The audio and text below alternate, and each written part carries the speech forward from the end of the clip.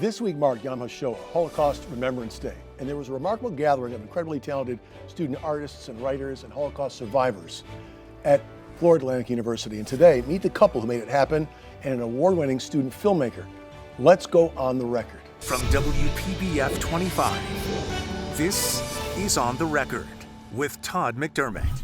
Good morning. We welcome Craig and Barbara Weiner, the South Florida philanthropists and founders of the Holocaust Reflection Contest for students commemorating the loss of 6 million Jewish lives. Weiner family has become a guiding light in Holocaust education, and we have so much to talk about.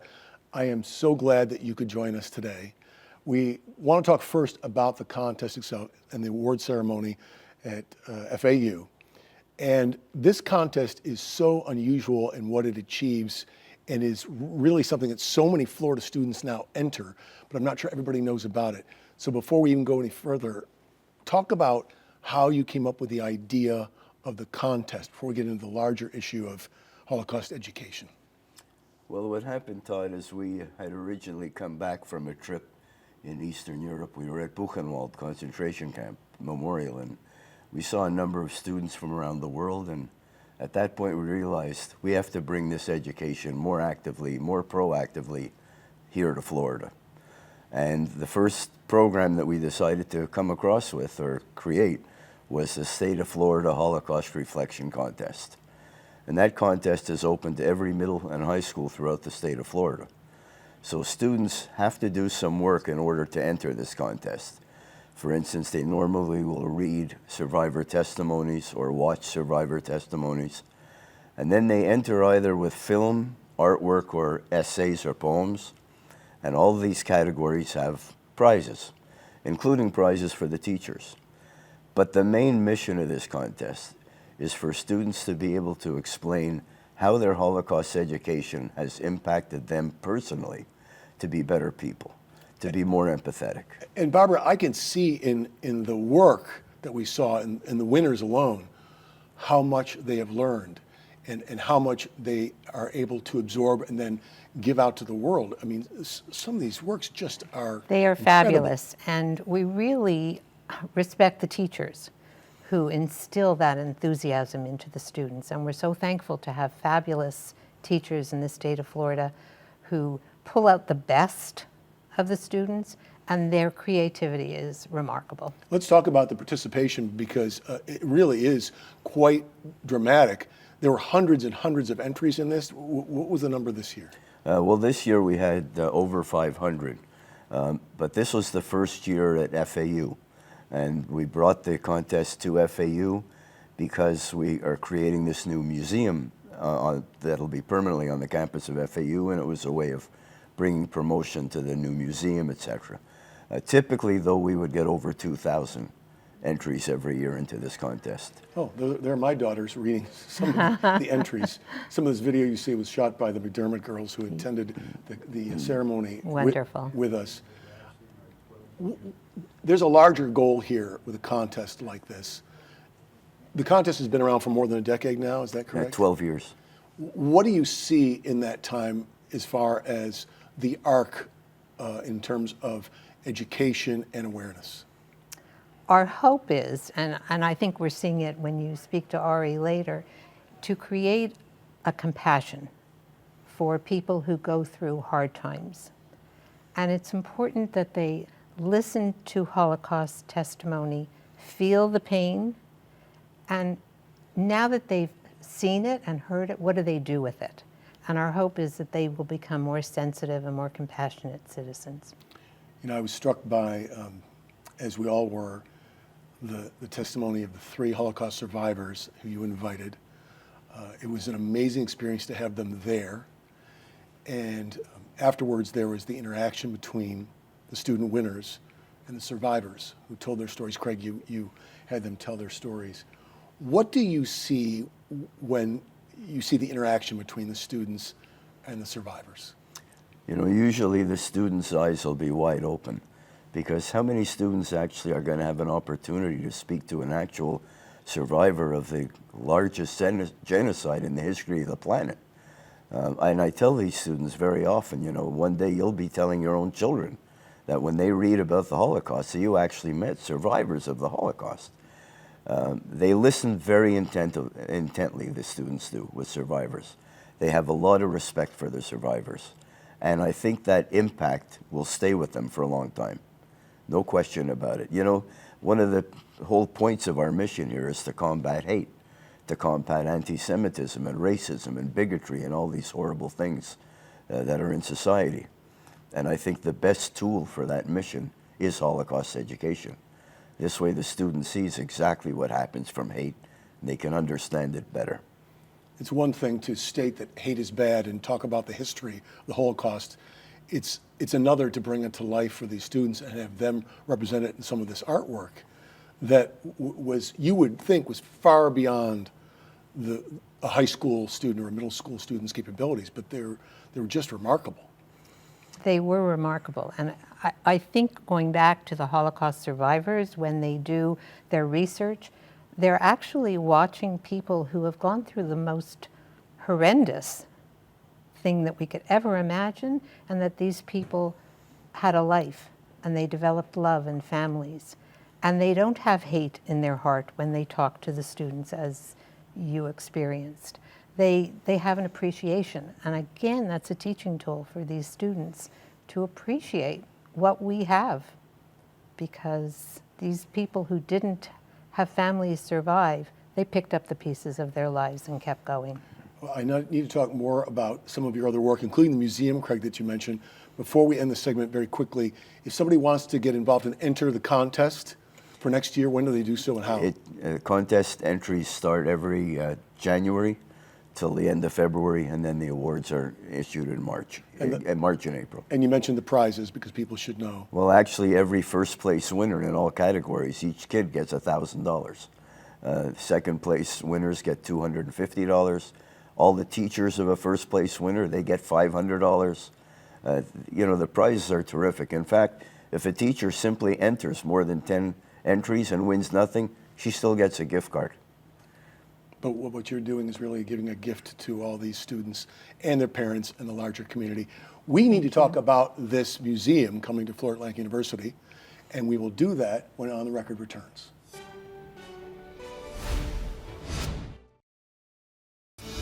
You're watching On the Record on WPBF 25.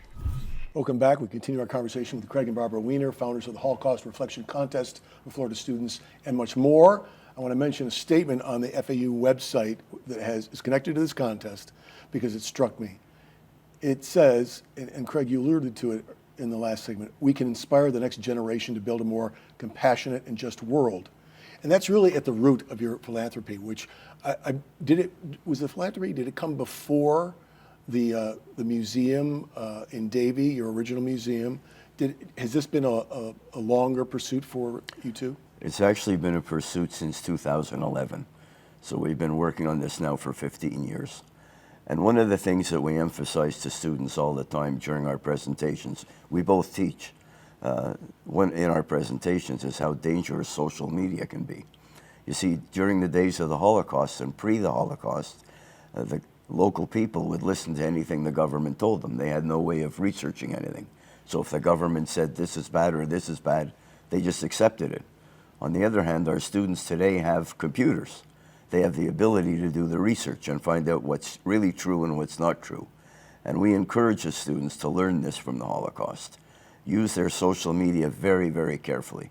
And be careful what they post on social media, because they're all going to be looking for a job one day and it's going to follow them. What strikes you about these students that you meet, like these winners?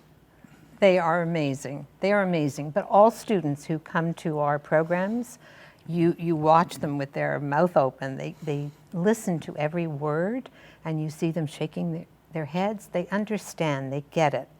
And I know personally, I have all the faith in the world for the next generation. Well, let's talk about the next generation, because your inspiration will now lead to the Craig and Barbara Weiner Holocaust Museum of South Florida at FAU, which is a tremendous project. How did this come about, and how close are we to seeing it now? Well, this came about through Dean Michael Horswell at FAU.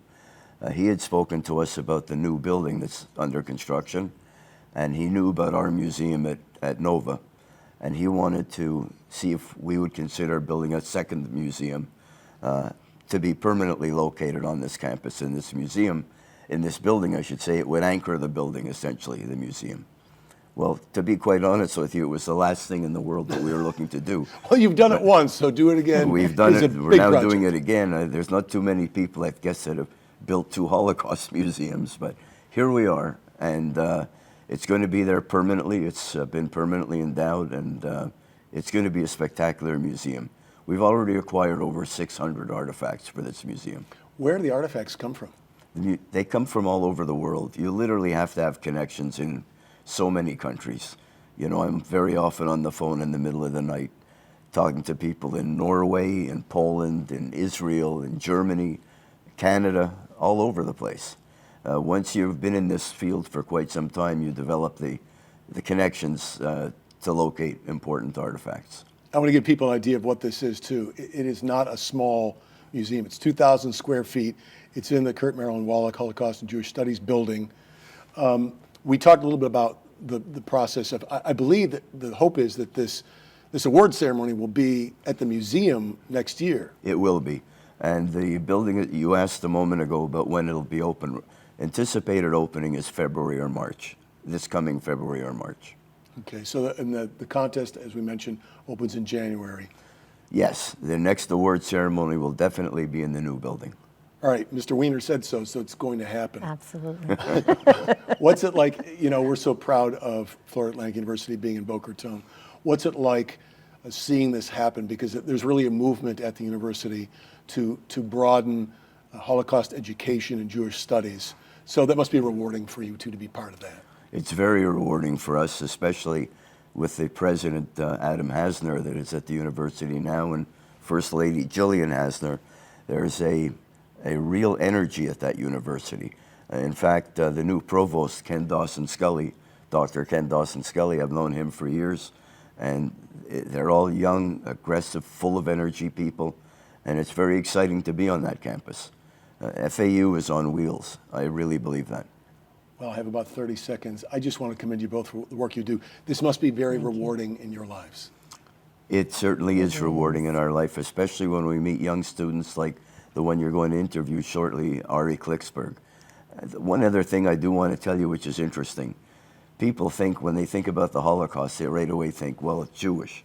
But in fact, I'd say 90% of our winners in the contest each year are not Jewish. It's quite interesting. But they made an incredible impact with their work. Yes. And as you said, what we're about to see, we're going to see part of Ari's work coming up. So Great. I want to thank you both again, Craig and Barbara Weiner, Thank for you for all you having do. us. And thanks for coming in today. Thank you Thank so you. much. On the Record will return with that winner in a moment.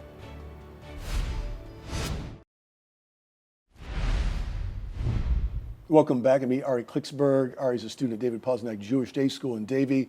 First place award winner in the Holocaust Reflection Contest that the Weiner family sponsors. I asked you to join us because of your remarkable entry, which was shown at the awards ceremony. More on that. It's called Yellow Star.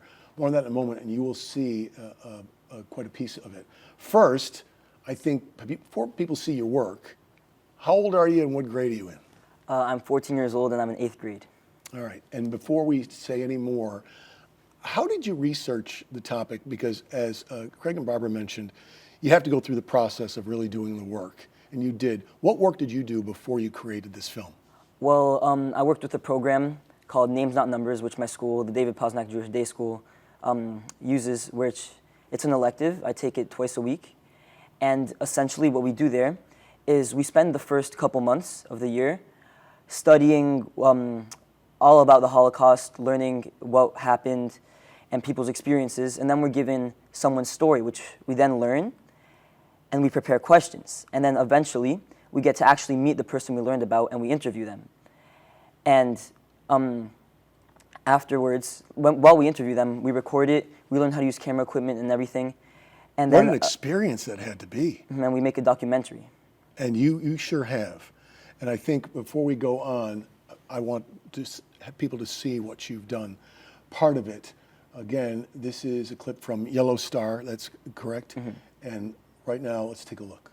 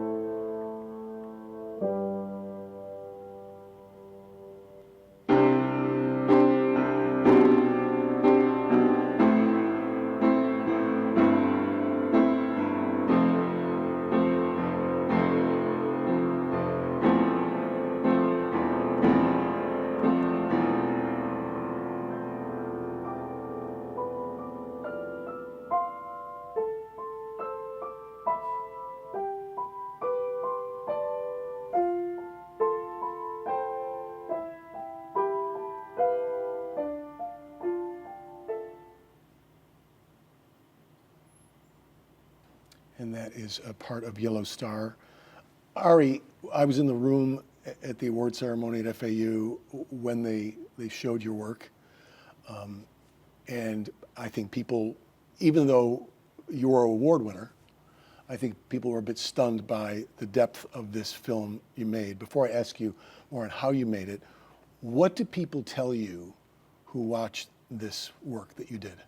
Well, before they showed it at the ceremony, I showed it to my family. And in my family, I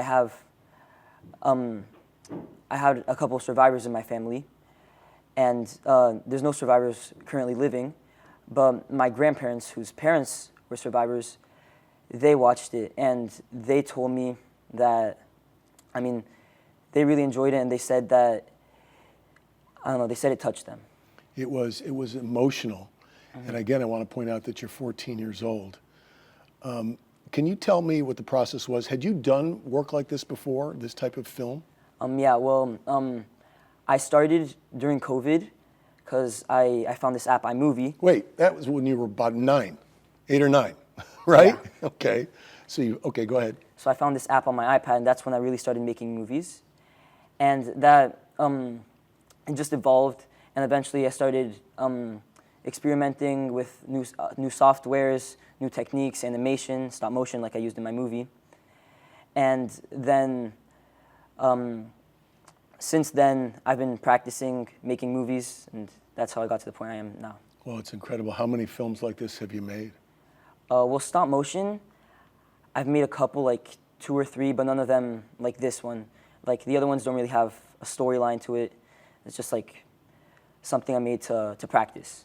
Well, there were some beautiful essays, poetry, beautiful works of art that we saw, the winners.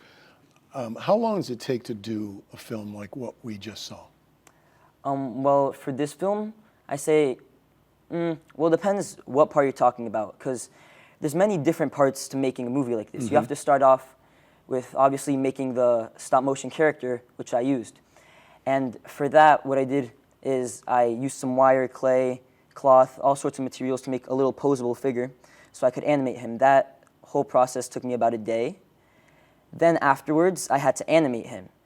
And I set up a little green screen in my room, and that's where I animated him.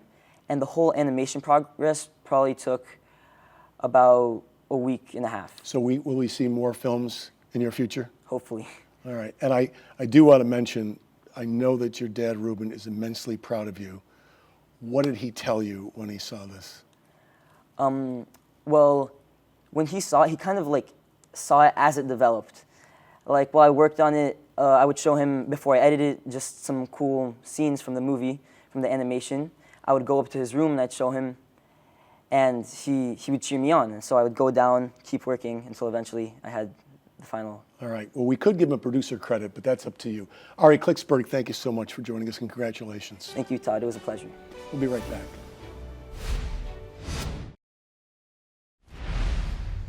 Thank you, as always, for making us part of your morning. As always, we encourage you to be part of our discussion each and every Sunday. We're always right here at 10 a.m. Until the next time, you can see this morning's On the Record episode and every episode on our website. That's WPBF.com, and on our free WPBF 25 News app. We hope you have a wonderful Sunday. We'll see you again next week.